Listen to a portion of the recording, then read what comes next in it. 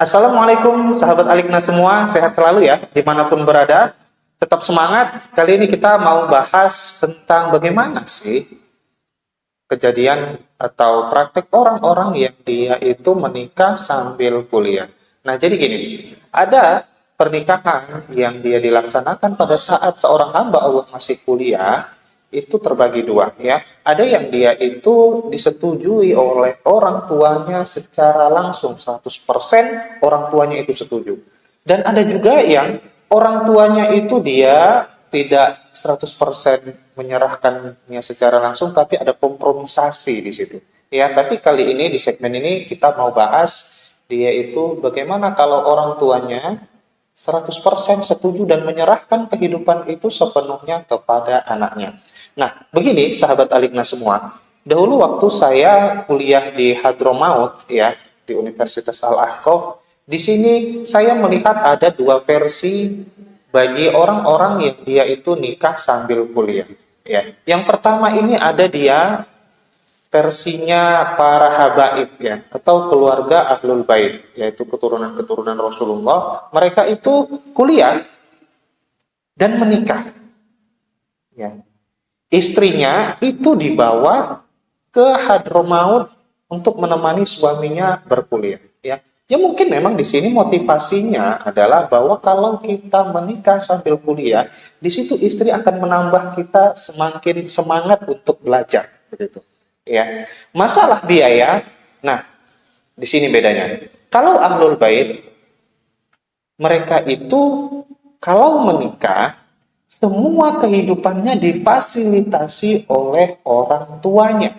Ya, ini model orang tua yang memang memiliki pandangan bahwa kalau menikah sambil kuliah, kalau dia nanti mikirkan lagi kehidupan biayanya, mungkin itu akan menguras pikirannya, menguras tenaganya, sehingga nanti belajarnya nggak efektif gitu ya, atau bisa nggak fokus begitu, tidak maksimal.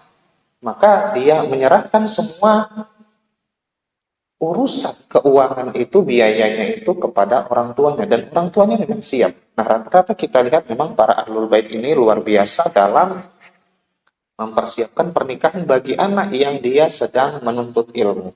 Nah, lalu bagaimana tinggalnya? Nah, mereka tinggal di Hadramaut itu tinggal di satu syukoh yang kita sering sebutnya itu apartemen ya. Di sana apartemen itu banyak disewakan bagi orang yang mau mereka tinggal di sana. Nah, setiap kali nanti sudah selesai kuliah, dia tinggal pulang ke tempat apartemennya. Ya, bayar apartemen, urusan hidup, semua itu dibiayai oleh orang tua. Tapi kalau biaya kuliah, biaya uang semester, dan biaya-biaya yang berkaitan dengan menuntut ilmunya, itu semua urusan kampus. Karena di sana itu, alhamdulillah, orang-orang yang kuliah di Universitas Al-Aqaf itu, mereka mendapat beasiswa. Oke, ini versi yang pertama. Kemudian ada versi yang kedua nih, sahabat semua, yaitu versinya orang-orang yang dia bukan habaib ya, atau ahwal kita menyebutnya. Nah, mereka ini menikah, kuliah. Nah, istrinya juga dibawa ke sana. Tapi bedanya, kalau tadi para habaib mereka dibiayai langsung oleh orang tuanya, tapi kalau para ahwal ini mereka bawa kemampuan skill mereka untuk menghasilkan duit untuk memenuhi kehidupan mereka selama menuntut ilmu. Ya, ini pernah saya lihat teman-teman saya itu ada yang dari Madura dan ada juga yang dari orang Padang, orang Minang, begitu. Ya, mereka kuliah dari pagi sampai siang. Nah, siang nanti ketika mereka sudah selesai, maka itu dia membantu istrinya yang sedang masak-masak, yang masakannya itu nanti dijual kepada mahasiswa-mahasiswa Indonesia yang ada di kampus. Nah, begini sobat semua, di sana itu kalau kami di sore hari itu banyak yang lapar perutnya. Kenapa? Karena pikiran itu sangat dikuras, berpikir kuat, menghafal, menganalisis, belajar, mengaji ke sana kemari itu banyak yang menguras pikiran, menguras tenaga juga waktu sehingga itu capek dan perut sering lapar. Apalagi di sana itu udaranya kalau nggak sangat panas itu sangat dingin ya. Maka ini sering membuat kita sering lapar. Maka kalau mau menikmati hidangan-hidangan masakan Indonesia itu kita beli sama mahasiswa-mahasiswa yang dia dari Indonesia. Nah, jadi bagi mereka-mereka yang menikah tadi itu sering atau banyak kita lihat, yang saya lihat mereka itu di sana jualan ya. Habis asar langsung dibawa dagangannya itu ke kampus atau ke asrama. Dia bikin lapak di situ dijual. Nah, langsung disitulah menjadi penghasilan dia selama dia menikah. Jadi ini indah ya sahabat semua.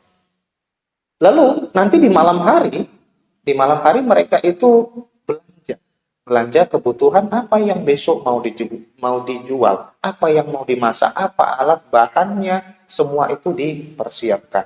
Nah, nanti ketika suaminya pergi kuliah, maka sang istri inilah yang dia itu memasak di tempat mereka tinggal ya, di kos-kosan atau di apartemen yang mereka tinggali, mereka masak, istrinya masak, nanti suaminya pulang dia membantu membungkusi makanan-makanan tadi untuk dijual. Setelah asar lalu dia jual makanan-makanan itu kepada mahasiswa-mahasiswa Indonesia yang lainnya. Nah, ini dua versi yang berbeda ya sahabat semua. Jadi ada di satu sisi di mana orang tua itu mengatakan kepada anaknya, mempersilahkan kepada anaknya, kamu hanya belajar, pokoknya urusan kehidupan kalian saya yang nanggung, agar nanti tidak terganggu urusan belajarnya. Ya. Tapi ada juga yang mempersilahkan kepada anaknya kalau mau mencari nafkah di sana, kalau memang bisa sambil belajar, bisa sambil kuliah, ya, dan itu tidak mengganggu fokusnya dan tidak mengganggu konsentrasinya untuk menuntut ilmu.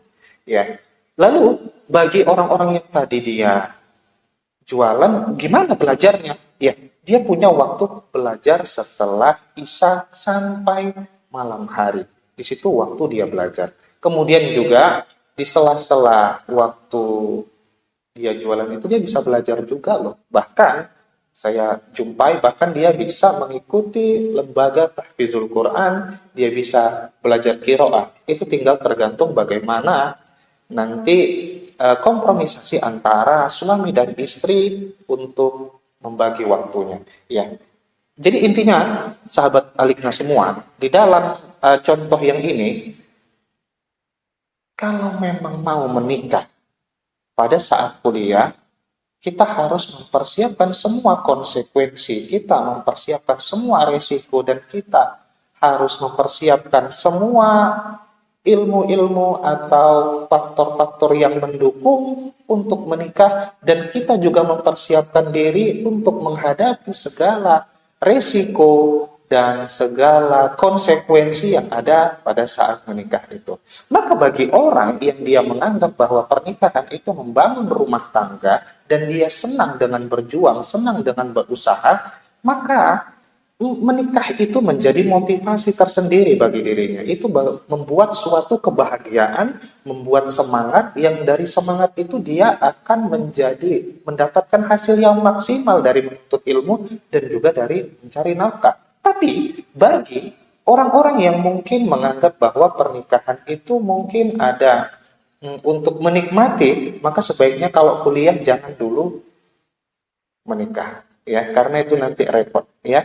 Tapi bagi mereka-mereka yang dia punya pemikiran untuk bahwa hidup ini memang harus dinikmati, jangan dulu berjuang untuk mencari nafkah, aku masih posisi menuntut ilmu, nah tapi ternyata dia punya orang tua yang finansialnya oke, maka seperti Habaib tadilah hidupnya. Ya, dia pokoknya hanya nuntut ilmu, jumpa istri, nuntut ilmu, jumpa istri, dan istrinya juga dibawa ke pengajian loh. Jadi istri di sana bukan hanya dia duduk saja di rumah menjaga anak, enggak. Di sana juga banyak majelis-majelis pengajian. Bahkan ada juga kok yang istrinya juga belajar di sana di lembaga-lembaga keilmuan yang ada di kota Tarim. Nah, ini yang pernah saya jumpai sahabat-sahabat semua. Jadi semua tinggal tergantung pola pikir kita. Tapi kalau memang ternyata sahabat semua tidak punya persiapan untuk mencari nafkah, orang tua juga finansialnya pas-pasan, dan juga belum bisa mempersiapkan diri untuk bisa fokus dalam segala hal, yaitu cari nafkah dan belajar, maka lebih baik jangan dulu. Ya, kita nggak mungkin mengatakan bahwa, oh, nikah itu bisa mendatangkan rezeki, nikah itu akan bahagia, nikah cepat itu bagus, tapi kita nggak punya solusi, nggak bisa. Kita harus realistis ya, sahabat Alikna semua. Nah, ini beberapa contoh dari pernikahan yang dilaksanakan saat dia menikah. Ya, sahabat Alikna semua. Jadi, pesannya adalah bahwa kalau memang kita mampu, laksanakan, tapi kalau kita belum mampu, jangan dipaksakan. Ya, pada akhirnya bagi orang-orang yang mampu, yang dia itu bisa melaksanakannya, nanti dia akan mendapatkan rasa cinta yang luar biasa, ya, karena dia berjuang begitu. Sebagaimana kalau kita ketahui, nilai plusnya itu ya, sahabat semua, di mana kalau apalagi dia udah punya anak, maka nanti si anak akan melihat bagaimana atau betapa luar biasanya perjuangan kedua orang tuanya untuk menjalani hidup itu, sehingga si anak ini akan memiliki kepribadian yang dewasa. Ya, dia sadar bahwa kedua orang tuanya itu mampu menyeimbangkan antara menuntut ilmu dengan menjalani kehidupan dan menafkahi dirinya, sehingga nanti dia akan menumbuhkan nalar yang tinggi ya. Dia sadar bahwa oh, kehidupan kedua orang tuaku seperti ini sulitnya, maka dari itu tidak mungkinlah aku menyia-nyiakan keduanya, dan tidak mungkinlah aku nanti hidup sembarangan atau hidup yang semrawutan. Ya, maka dari itu sahabat Alikna semua, ini satu contoh yang bisa kita kutip ya. Mudah-mudahan bisa menjadi inspirasi bagi teman-teman semua. Tapi nanti kalau mungkin ada pendapat-pendapat lain dari sahabat semua, atau ada prinsip-prinsip lain, atau ada konteks-konteks kehidupan pernikahan yang lain dari sahabat semua, silahkan nanti diberikan di kolom komentar. Begitu juga kalau ada pertanyaan-pertanyaan ya, silahkan nanti dituliskan di kolom komentar. Tapi jangan lupa untuk melakukan like dan di subscribe, dan juga kalau memang ini bermanfaat bagi sahabat semua, silahkan nanti di-share ke teman-teman. Dan pada akhirnya, terima kasih. Assalamualaikum warahmatullahi wabarakatuh.